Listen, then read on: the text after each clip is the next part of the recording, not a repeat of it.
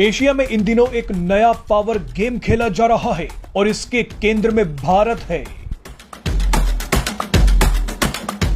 NATO अब Asia की तरफ ध्यान केंद्रित कर रहा है। नाटो देश चीन पर लगाम कसने के लिए एशिया की तरफ रुख कर रहे हैं।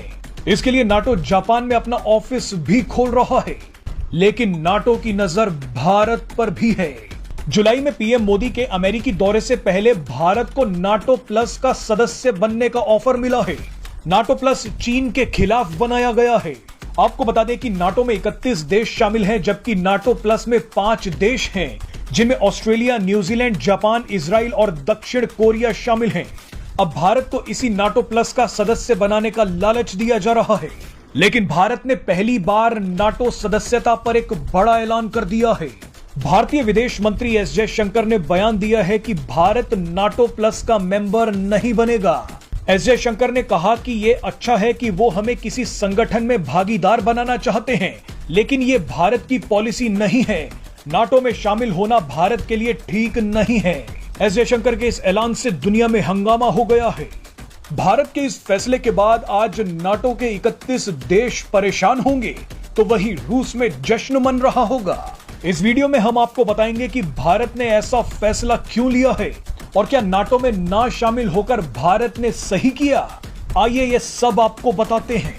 भारत जानता है कि नाटो मनुष्यता के इतिहास में सबसे ताकतवर संगठन है, लेकिन भारत जानता है कि नाटो के साथ संबंध बनाए रखने में समझदारी है, उसमें शामिल होने में नहीं। पश्चिमी ताकतें चीन पर अंकुश लगाने के लिए भारत को एक साधन की तरह इस्तेमाल करना चाहती हैं। नाटो अपने सहयोगियों का इस्तेमाल करके उन्हें अकेला छोड़ देने के लिए बदनाम है, इसीलिए भारत नाटो से दूरी बनाए रखना चाहता है। भारत नाटो के साथ संबंध तो रखेगा, लेकिन उसमें शामिल अब नहीं होगा।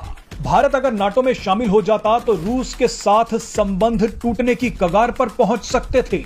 भारत पश्चिमी देशों और रूस सभी को साथ लेकर चलना चाहता है। भारत किसी गुट में शामिल नहीं होना चाहता। तभी तो भारत क्वाड का भी सदस्य है और शंघाई कोऑपरेशन ऑर्गेनाइजेशन का भी। क्वाड चीन के खिलाफ है तो एससीओ चीन का ही संगठन है। भारत को G7 समिट में भी बुलाया जाता है और भारत ब्रिक्स में भी शामिल है। G7 में अमेरिका और पश्चिमी देश हैं, जबकि ब्रिक्स में उनके कट्टर दुश्मन रूस और चीन हैं। यानी भारत एक ही समय पर एक दूसरे के विरोधी संगठनों में मौजूद है। भारत एक बहुध्रुवीय विश्व बनाना चाहता है, यानी मल्टीपोलर वर्ल्ड, जबकि नाटो इसकी इजाजत नहीं देता। नाटो अभी भी शीत युद्ध के दौर वाली पुरानी मानसिकता में फंसा हुआ है। नाटो का मानना है कि या तो आप हमारे साथ हैं, नहीं तो आप हमारे खिलाफ हैं। इसीलिए भारत इस संगठन में शामिल अब नहीं हो रहा है।